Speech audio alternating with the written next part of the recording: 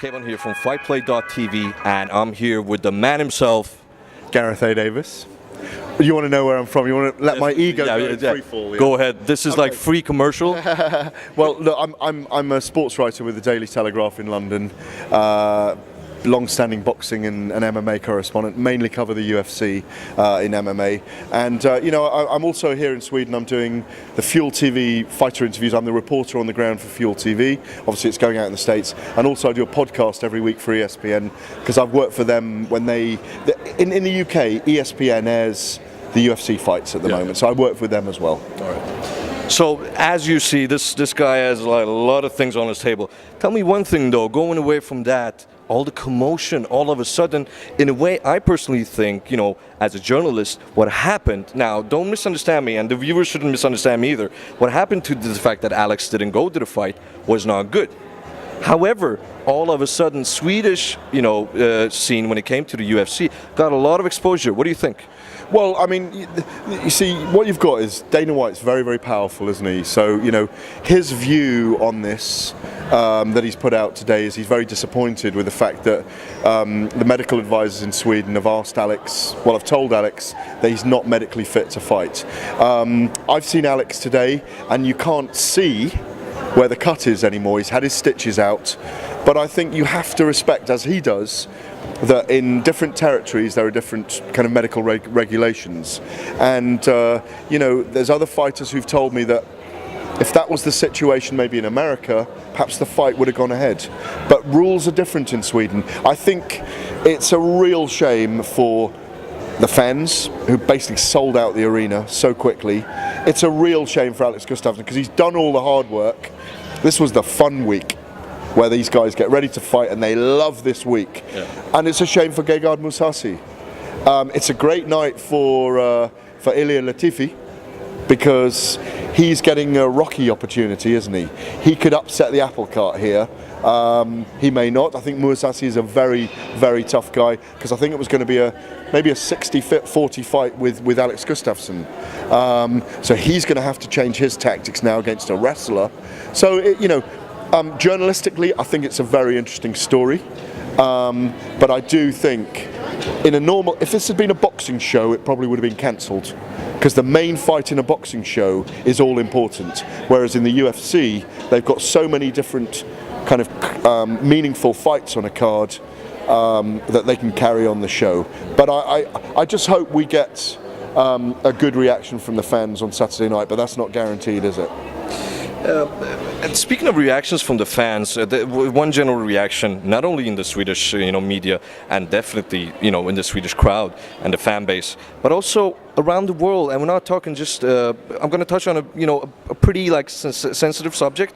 It's been the fact that when the UFC puts up a fight card, that they tend to at times build the card around one main event. Now, when things like this go down, you kind of put the fans in a situation because although there are a lot of stars in the Swedish stars, especially for the Swedish fans, there's a reason why people pay that extra buck. Yeah, it's the golden ticket for everyone here was watching Alex Gustafsson in a #1 contender fight. I mean, you cannot say that that's not disappointing for those fans. But I still think there's a lot of good fights on the card. That for example, from the UK, there's 3 Brits on the card in important fights for them. Reza Madadi is from here, isn't he? As you say, Latifi, I need to call him Latifa. We're all getting that wrong. Latifi is obviously Albanian originally, but is very much linked to Sweden. So I think it's still got that European flavour about it. But look, it's the promoter's nightmare is the main event having a problem the week of the fight. My view is, the UFC, if it was under their regulations in, for example, Nevada, California, he probably would have fought. For example, if Alex Gustafsson had a broken hand, if it was something that wasn't visible, he probably would have fought anyway. Yeah, that's probably true, yeah. Look, it's been a circus for him. That's the word Alex has used, isn't it? The last kind of 10 days has been a circus for him. And, I think we all just want to see the guy get well again and get back in there because, he's worked his way up the division. and you know he's a legitimate guy in the light heavyweight division. And to take it from that, you know, from going from that take on to Ilir Latifi, the weird thing is it's like a weird romantic movie, like, you know, for all the sadness and disappointment that comes from Gustafsson, the Molar. There's the other side to the story. Obviously, I understand that Latifi himself is kind of saddened, but at the same time, out of all of this, he got this opportunity. Now, where do you put Latifi's chances on this matchup against Mousasi?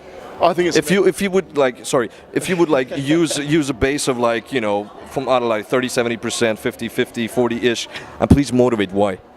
Well, I think this is a 75-25, 80-20 fight in favour of Mousasi, purely because he's been gearing up for a fight for 10-12 weeks. It's his UFC debut. He's proven himself already.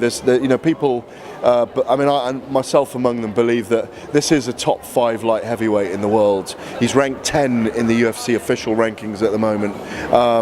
He's very, very good in the stand-up. Latifi, from what I've seen of him, and I haven't seen a lot, he throws a big right hand, he's comfortable in the clinch, but he really wants to go to the ground. He's naturally a wrestler, and Mousasi's very good on the ground as well, so I think he'll be comfortable wherever the fight goes. It wouldn't surprise me if he stops Latifi in the first round by strikes, or submits Latifi in the second or third round. But what I would say is, in many ways, it's a lose-lose for Mousasi, because if he wins, he should have won anyway, and if he loses, that opportunity to really climb the rankings has gone for him if he'd been fighting Alex and beaten Alex. For Latifi, this is a great opportunity. As you say, we've called it a Rocky story. It's a massive opportunity for him to make a statement and maybe get a 3 or 4 fight kind of contract out of this, you know? Yeah. And finally, can I just bring someone else in here? Yeah, Sorry, sure. Can I just bring Brad Pickett all the way here, and we got Mike Brown. How are you? Nice Hi, to Brad. see you. How you doing, man? Hi, Mike. How are you? I'm not gonna shake your hand, but I don't know if we're gonna get injured or something. Oh no, I could shake your hand. I mean, I want to ask Brad's opinion on this. Sorry to check this out. I'm out. I want to ask Brad's opinion. No, sorry. We're talking about the disappointment for Alex, the disappointment for Gegard, and the opportunity for Ilir. It's it must be an incredibly difficult situation for a fighter when he's had his stitches out. He hopes he's going to be able to fight, and the medical staff don't let him fight. I mean, what will he be going through, Brad? Well, for him personally, he's going to be gutted, obviously, because one, you do all this training, you know, you cut weight and all that sort of stuff. So for me on his hand, I say I got injured now, this close to a fight, I'd be so bummed, because like the fight, all the hard work's done, and the stuff that right at the end of the camp you want to enjoy is right in front of you, and now it's taken away. So for him, it's got to be very, very annoying, you know. And man, yeah, for Mousasi as well, I feel really bad for him. Yeah, again, he's on a lose-lose in a way, isn't he? Yeah, exactly. You know, but he's got to be. He's professional. He's been around the game long enough. He's just going to, you know, go in there and get the job done and still win. And not. There's an interesting fact though. No one may not know that Brownie told me earlier that these two is the first Let's get him, Mike, as well, ever UFC event to have 2 people that ever fought on UFC before. Yeah, that's true. Yeah. But before they've had UFC, someone's 2 making a debut. Headlining, first time ever. So yeah, that's, you know, a bit of history there. That's a news angle I've forgotten. Thank you very much for that. And we're looking at a guy who could be in Fight of the Night he's always in Fight of the Night, really. He could be Fight of the Night on Saturday night, couldn't it? My idea now is like, because I like the Swedish, you know, fans and all that sort of stuff. Now their main events out of the way, and I think I owe it more to them now to try and put on a good show to make up for it, because you know it really bumps them. Like, he's a local hero, and they really want to watch him fight, and he's not fighting now. So hopefully I can make up for it in some way. And you've got good memories of a year ago here, exactly, yeah? Exactly. Yeah. I mean, like for me, Sweden's like a second home outside of the UK. You know, especially in Europe, because I've got a lot of friends, training partners, friends here as well, and I've been here a few times training, vacation, and I fought here last year, and I got great memories from last year. So hopefully I can build on that again. You know. Cool. Before we wrap this up, I got one question for Brad and one question for Mike. Brad, as Gareth, you know, went into it, the commotion around Alex, the commotion around the main event. Yeah. How does that affect other guys? I mean, you on the card. I mean, does that affect you? And if it does, how does it affect you? It doesn't affect me. My job's the same. The opponent's the same, so it doesn't really affect me. It could affect someone like maybe someone like Ross Pearson, who was co-main event, and that fight wasn't going to happen, not knowing if it's going to be in a main event or not. But to be honest, I don't think it affects anyone else bar the main event, and the fans. And there's also a history of people, when people criticise, oh, there aren't enough big names on it, there aren't enough big fights on. A lot of those events that I've covered where fans have, the fans on Twitter, are saying, oh, this is no good. These are the cards that deliver. Because these are the cards where so many people know it counts. Well, yeah, exactly. A lot of fighters who are unknown want to be known, so they go out there and put everything on the line to try and get a big name. And when you see a lot of people when they're at the top of their game, a lot more to lose and play things a bit more cautiously. So sometimes these lesser known cards, you see a lot more people fight the hearts out because they want to get a name, So sometimes these are the best cards. Well, they're fighting for the bonuses more than their paycheck, because the bonuses are a lot bigger than their paycheck. So someone like Michael Bisping, if he hits a bonus, that doesn't even do anything to his peanut butter. it doesn't do anything to his actual check. Where most people on the card hitting a bonus is going to double, triple, quadruple that, even more than their paycheck. So it's a big carrot at the end of the stick, And finally, before we wrap this up, I got one question for Mike. I got a lot of them because we can edit, we can just edit the finally ones. I got a question for Mike. I mean, you're working with Brad Ryan, right? And what are you doing? Are you like a condition, like striking? What is your point? I do a little bit of everything because I'm a mixed martial art guy. I'm not an expert at any one discipline, but I've been around the game a long time, and so right now I kind of cover anyone who's missing a class. Like our wrestling coach is gone, I can fill in for him and teach that. The striking coach is gone, I can fill in and teach that. So I can do a little bit of everything, but I'm not a master at any one of them, but I can fill in anywhere. No, you're master of all.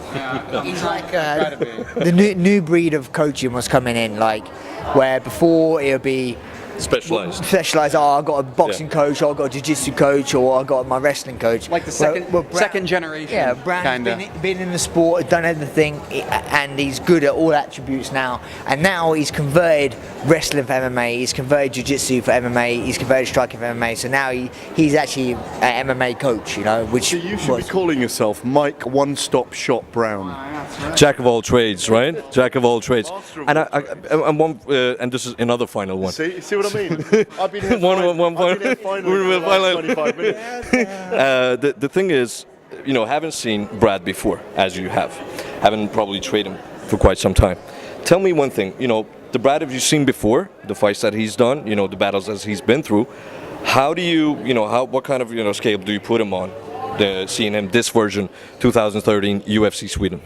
Well, I've known Brad forever. Much before I started coaching, we've been great friends since probably 2006 when he first came over to America to start doing some cross training over there, and I've seen him grow from being a tough kid to legitimately one of the best fighters in the world. I've seen it all unfold, and now it's just winning a few important fights to get the title shot and then maybe be the #1 fighter in the world, and he's just maybe 2 fights away from that becoming a reality.